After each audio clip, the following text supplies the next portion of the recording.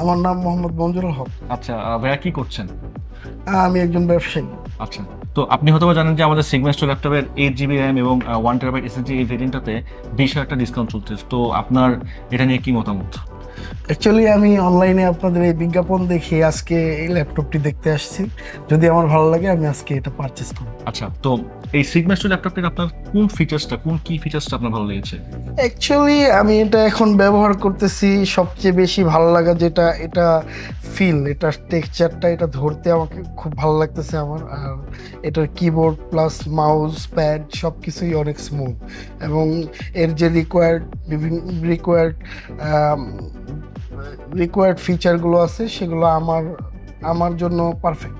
ওকে, আর আপনি মানে আমাদের আফটার সেলস যে সার্ভিসটা, এটা নিয়ে আপনার কোনো মতামত আছে?